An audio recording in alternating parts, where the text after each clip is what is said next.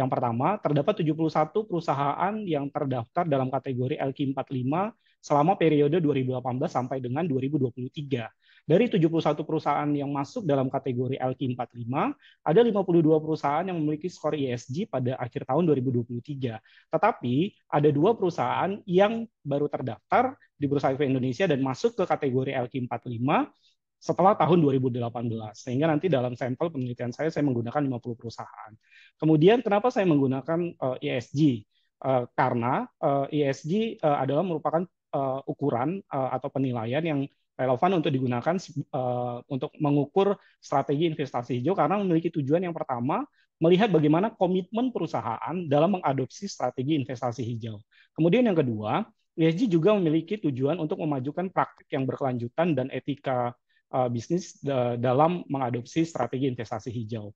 Adapun sumber data yang saya gunakan dalam penelitian ini nantinya adalah laporan keuangan yang berisi informasi mengenai ukuran perusahaan, profitabilitas, leverage, dan rentabilitas aset perusahaan, serta bagaimana kebijakan pajaknya.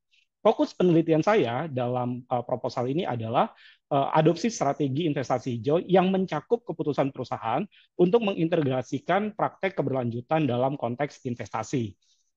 Saya membagi menjadi 3 latar belakang dalam penelitian ini. Yang pertama, data menunjukkan bahwa peningkatan aktivitas ekonomi itu sering sekali diikuti oleh penurunan kualitas lingkungan hidup, peningkatan kesenjangan sosial, dan perubahan iklim yang semakin parah.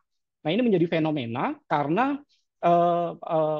akhirnya membuat pemerintah membuat kebijakan bagaimana caranya untuk mendorong lahirnya konsep pembangunan yang berkelanjutan dan mengedepankan keseimbangan antara aspek ekonomi, aspek lingkungan hidup, dan aspek sosial. Pemerintah melalui kebijakannya melalui RPJM dan RPJPP menunjukkan bahwa upaya pemerintah bagaimana caranya menekan dan menurunkan emisi gas rumah kaca. Karena emisi gas rumah kaca menunjukkan bahwa dalam 1 juta ton metana CH4 itu kontribusinya terhadap pemanasan global setara dengan 25.000 ton CO2. Nah, impact dari RPJM dan RPJP yang dilakukan oleh pemerintah menunjukkan hasil yang positif di mana data Otoritas Jasa Keuangan pada tahun 2021 yang dipublish menunjukkan bahwa ada perubahan emisi gas rumah kaca yang paling dominan itu adalah sektor kehutanan dan lahan gambut di mana terjadi penurunan kebakaran hutan yang menyumbang porsi terbesar dalam peningkatan emisi gas rumah kaca dan sektor-sektor yang lain. Yang paling dominan adalah kehutanan dan gambut dari nilai 1.344 satuan megaton karbon dioksida ekuivalen itu mengalami penurunan sebanyak 672 satuan emisi gas rumah kaca.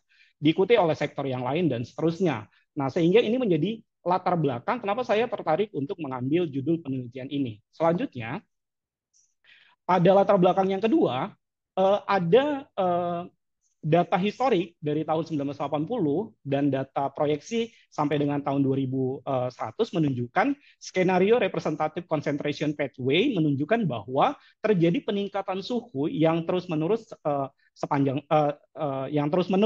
setiap tahunnya. Sementara penelitian menunjukkan bahwa setiap kenaikan 1 derajat suhu itu berdampak terhadap penurunan produktivitas kerja sebesar 0,5% hingga 8,5% berdasarkan data Climate Risk Profile yang dipublish pada tahun 2021.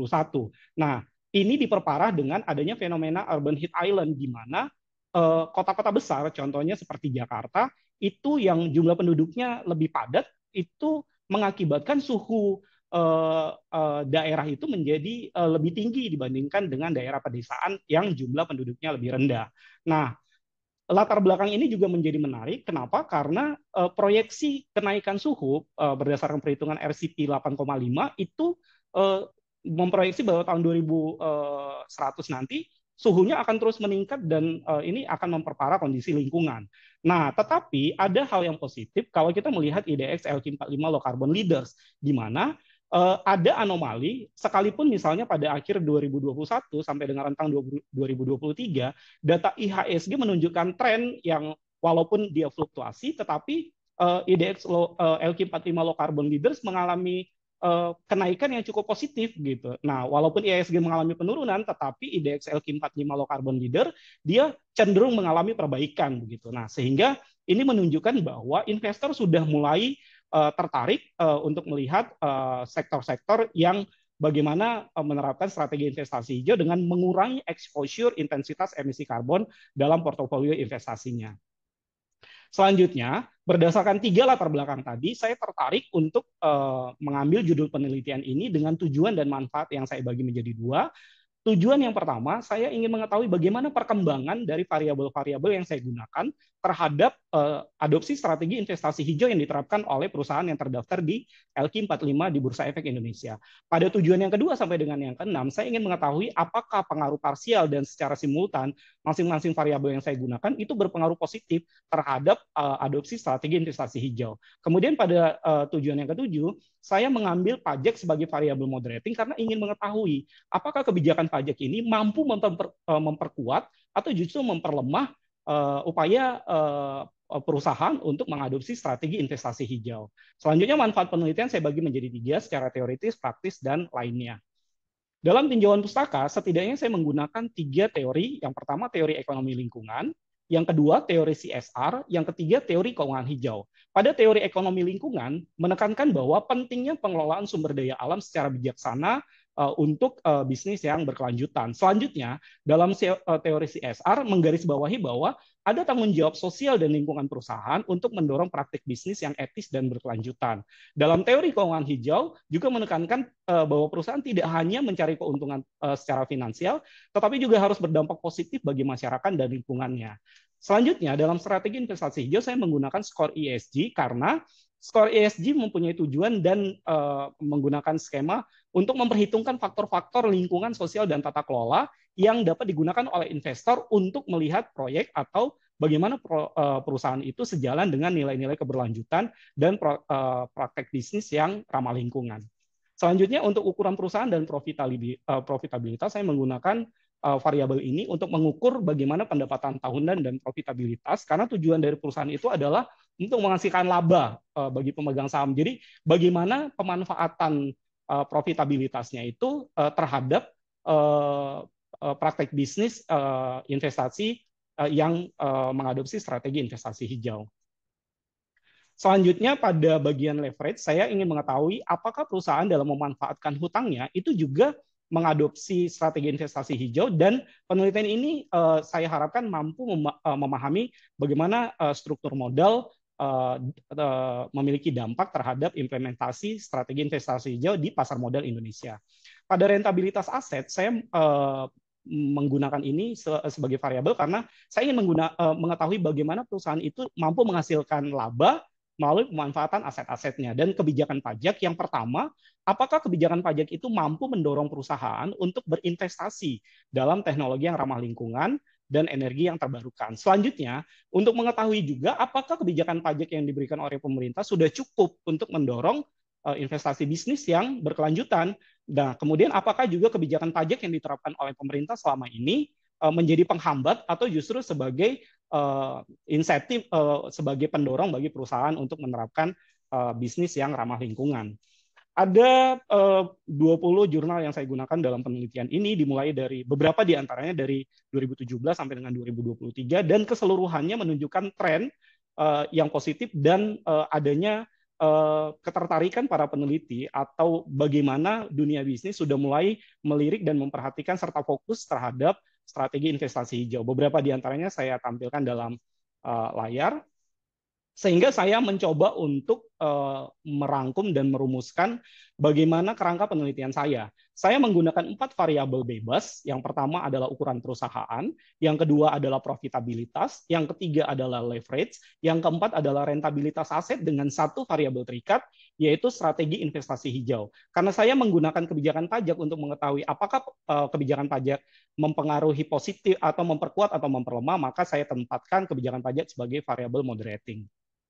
Selanjutnya ada 7 hipotesis sebagaimana tujuan penelitian yang saya paparkan di awal. Yang pertama, untuk mengetahui perkembangan strategi investasi hijau, lalu untuk mengetahui masing-masing variabel secara parsial maupun secara simultan, apakah dia memiliki pengaruh yang signifikan atau tidak terhadap variabel terikat, yaitu adopsi strategi investasi hijau. Lalu pada hipotesis yang ketujuh, saya ingin mengetahui kebijakan pajak selaku moderator atau apakah dia mampu memoderasi masing-masing variabel bebas terhadap variabel terikat. Operasional variabel yang saya gunakan dalam penelitian ini untuk strategi investasi hijau saya menggunakan indikator skor ESG dengan skala ratio. Untuk ukuran perusahaan saya menggunakan total pendapatan tahunan dengan skala ukur ratio.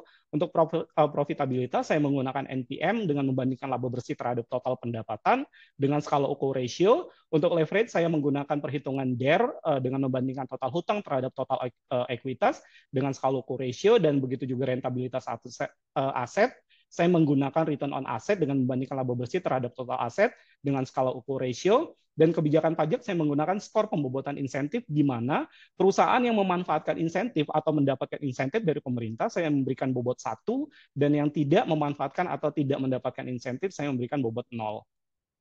Selanjutnya dalam metode penelitian yang saya gunakan, pertama, penelitian ini merupakan penelitian kuantitatif dengan pendekatan asosiatif kausal yang bersifat explanatory atau prediktif. Dengan tahapan penelitian mulai dari rumusan masalah sampai dengan kesimpulan. Adapun populasi sebagaimana saya jelaskan di awal adalah 71 perusahaan yang masuk dalam kategori LQ45 sepanjang 2018 sampai dengan 2023. Teknik sampel yang saya gunakan adalah purposive sampling dengan sampel penelitian 50 perusahaan, sehingga atas 6 tahun terhadap 50 perusahaan total data observasinya menjadi 300. Kemudian teknik analisis data saya jelaskan. Nah, saya menggunakan 4 tahapan dalam teknik analisis data. Yang pertama, analisis statistik deskriptif dan regresi data panel. Yang kedua, uji asumsi klasik. Lalu bagaimana saya menentukan model regresi data panelnya dan melakukan uji hipotesis. Pada teknik analisis data, tujuan dari analisis statistik deskriptif ini adalah menjelaskan statistik deskriptif untuk menghasilkan informasi mengenai rata-rata, median, standar deviasi, serta nilai minimum dan maksimum terhadap data yang saya gunakan, yaitu informasi mengenai ukuran perusahaan, profitabilitas, leverage, rentabilitas aset, dan kebijakan pajak. Selanjutnya, karena ini merupakan regresi data panel dengan menggabungkan antara time series dengan cross-section, maka saya menggunakan model regresi data panel. Pada uji asumsi klasik, saya menggunakan 4 tahapan. Yang pertama, saya menggunakan uji normalitas untuk melihat apakah sebaran datanya sudah normal dengan syarat chi-square hitungnya harus lebih kecil dari chi-square tabel. Yang kedua, apakah terjadi multikolinearitas? Suatu data dikatakan lolos uji asumsi klasik jika tidak terjadi multikolinearitas dengan syarat nilai toleransinya harus lebih besar dari 0,1 dan nilai VF-nya harus lebih kecil dari 10.